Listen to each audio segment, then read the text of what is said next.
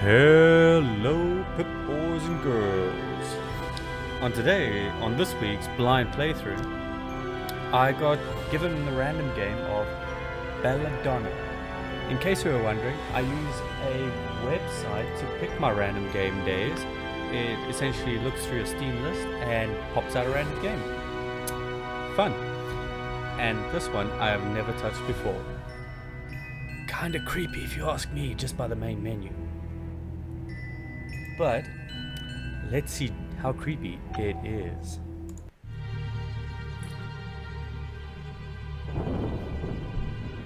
Off to a creepy start.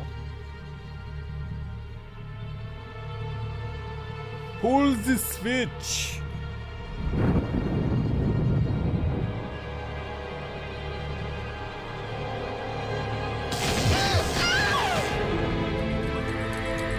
Ooh, clockwork. Clockwork makes everything interesting.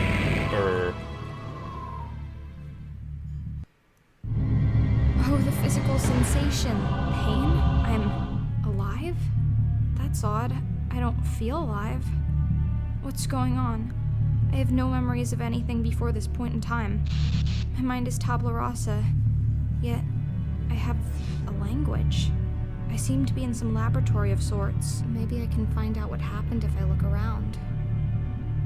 That is not a good pose for your back, lady. Let's look at the structure. My very first memory is waking up on this thing. Before that, nothing. I wonder what I am.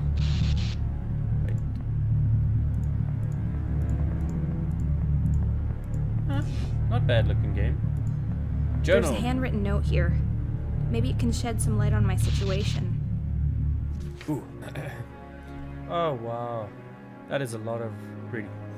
It is with shaking hands and heavy heartbeats I gather before me the instruments of my last desperate attempt.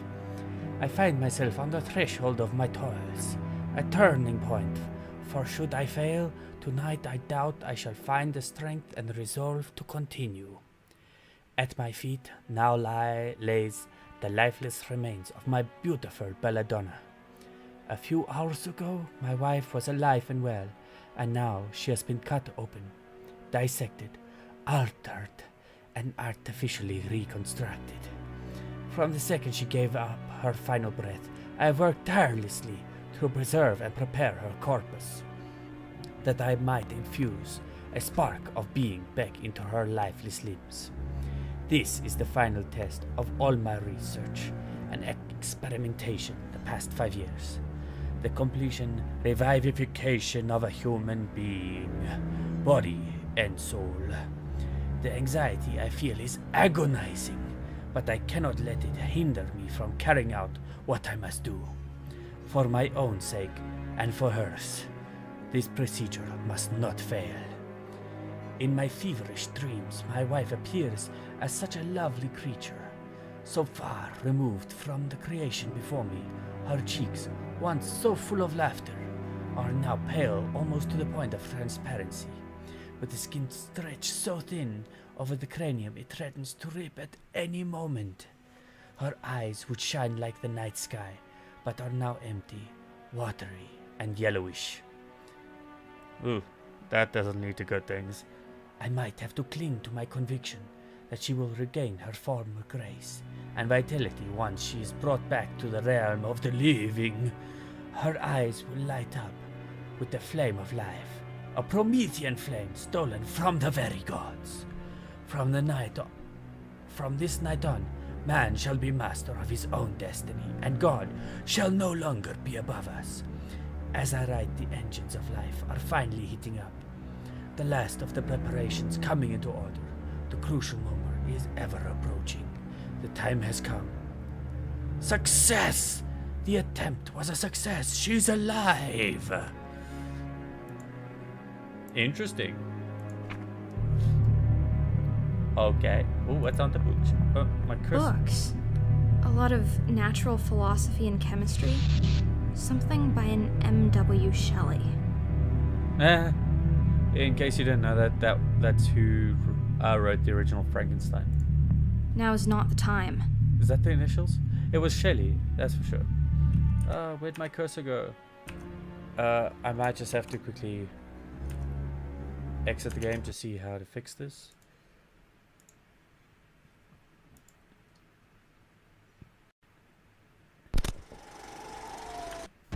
Okay, so the game's a little glitchy.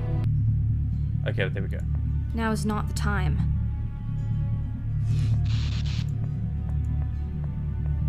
Ooh, this does not bode well. There's a screwdriver in this toolbox. Better take it. That is the way of the point-and-click adventure. If you think you might need A it, human skull or a paperweight. you will need it. Weed it, need it? It looks like the legs of a frog hooked up with wires. And I'm pretty sure it moves when I'm not watching. I have no idea what's inside of this, but it glows. The door won't budge. It seems to be barred from the other side. I might be able to unscrew these hinges, though. Well, it's a good thing I have... The screws on these hinges are rusty and stuck. I need some lubricant to loosen them up. With such a multitude of jars and bottles, at least one must have some sort of oil in it.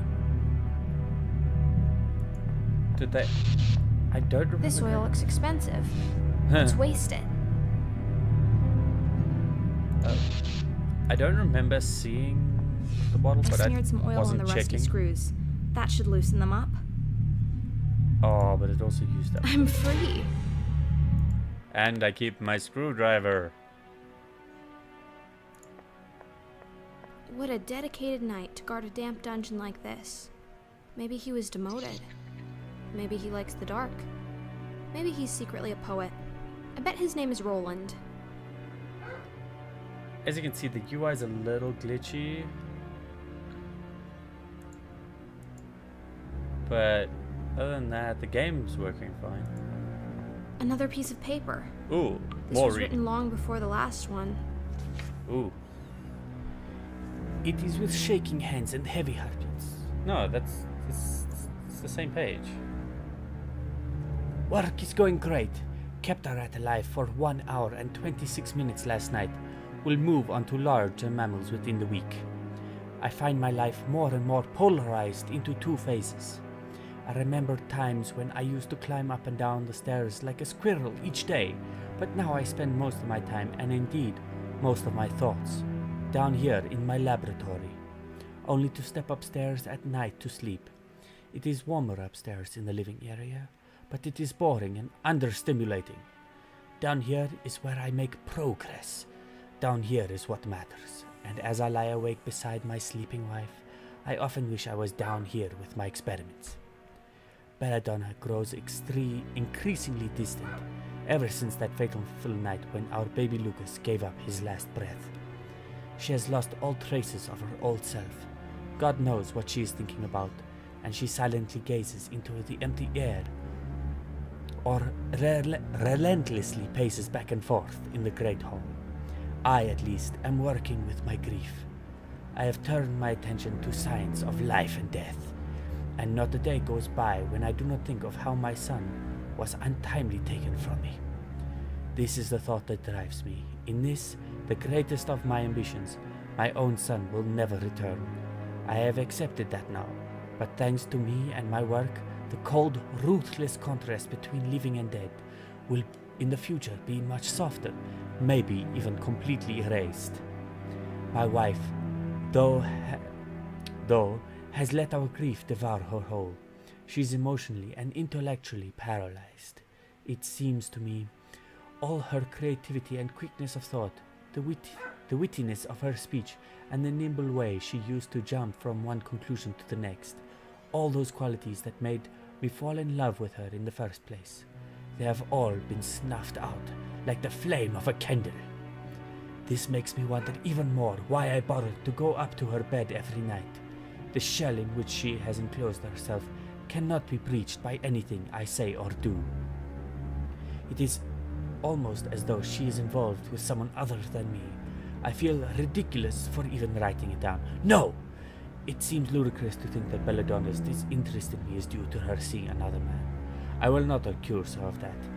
It is just one of many strange ideas that seems to appear in my head when I am down here by myself. I am probably just tired.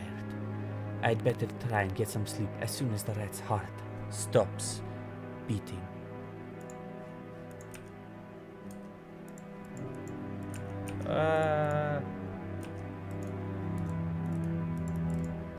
Okay, so every time you go into... Oh. Okay, I'm just sort of gonna... I'm gonna play without a cursor for a bit. It looks like someone has been sleeping quite a lot in this sorry excuse for a bed, and it was hardly the suit of armor. But why would someone choose to sleep down here? You don't know it wasn't the suit of armor. Okay. More writings from the lonely doctor. Curse my miserable existence. The hopelessness from which I see no conceivable escape. I cannot rid myself of the feeling that there is something of utmost importance that I need to take care of. But it is not yet time. But that it is, sheesh, that something beyond my control needs to be completed first. I carry inside me a sensation of waiting, yet I cannot name the thing I am waiting for. In the meantime, all I can do is work. I do make progress, but at an excruciatingly slow rate, and nothing I accomplish seems to calm the anxiety in my head. I sleep only a few hours every night and cannot remember my last hot meal. I am feverish and jump at the smallest of sounds. What is it that I am missing? I am spending more and more time down here with my research. I only occasionally go upstairs to sleep in the master bedroom. Most nights I sleep, if at all, in a makeshift bunk I've constructed in the cellar. It is not as comfortable, but my research is at a point where it oftentimes requires my constant attention, and comfort is not my priority.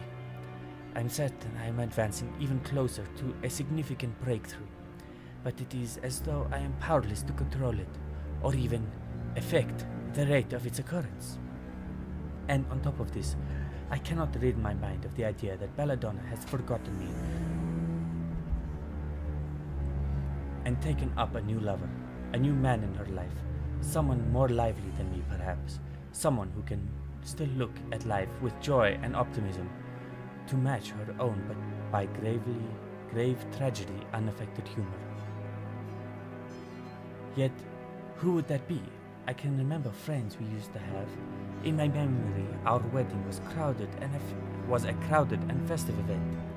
But it has been years since the castle has seen any visitors. I have no time for social obligations, and Belladonna seems to have given up on everything that is pleasant in life. I suspect the castle is in an undesirable condition as well. Almost all of the staff have left us. We are down to one girl who dusts the cupboards and lights the fireplaces, but I don't see much of her either in these days. For all I know, she might be gone as well. There cannot possibly be a man in Belladonna's life apart from me.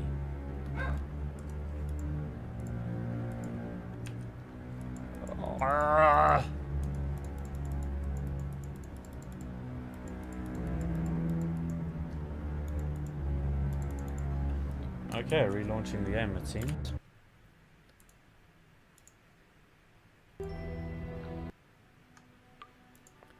At least it does a lot of autosaving. It's locked. Another locked door. Let's take a peek through. It's the key I'm after. I can't reach it with my hands. I wonder what I can invent to retrieve it.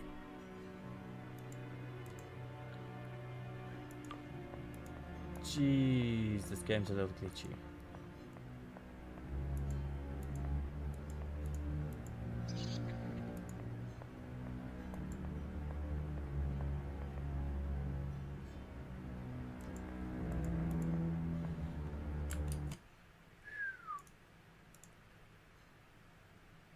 It has an interesting story, but if I have to keep relaunching the game, it says bad things for it, yo.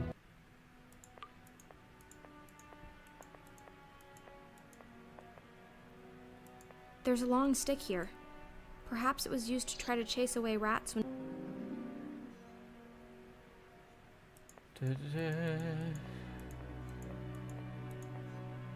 I'd be disappointed if all I needed to do was... I need something else. Can I take the bed apart? Interesting. I was just checking. Maybe all I need is the stick. I need something else.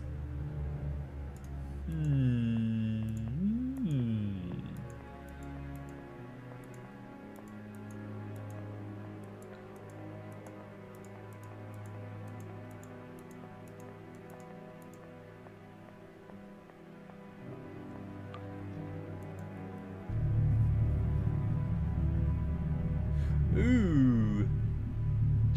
Magnet. I love magnets. Look, I can attach the magnet to the end of this stick.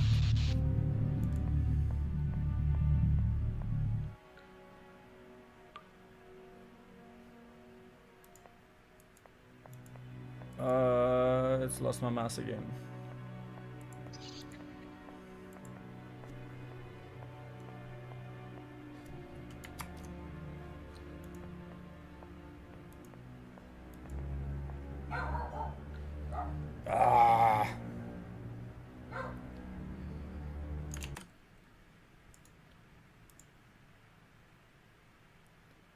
I wish there was like a windowed mode or something that would stop this thing from freaking out so much.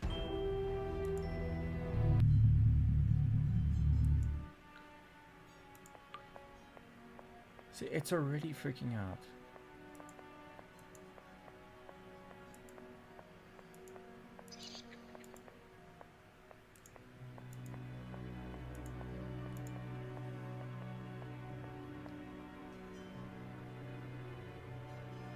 It's the key I'm after. I can't reach it with my hands. I wonder what I can...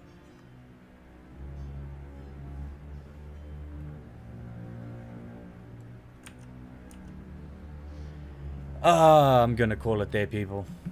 The graphical issues are actually making the game kind of unplayable. I'm gonna go check on the Steam community list, community forum to see if there's a way to fix this, but look, the story's intriguing, and point-and-click adventure games have always been one of my favorites. But the graphic issues are the only problem with this. So if I can get that sorted, I'll probably actually finish this game. It was rather fun, and I love reading to you. And then my accent just changes completely because I'm not in character.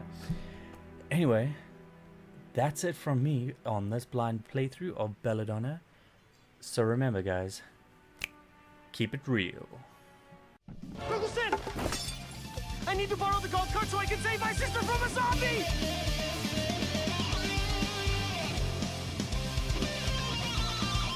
So remember, please give me a thumbs up if you liked it, thumbs down if you didn't, and if you can, why don't you hit subscribe now?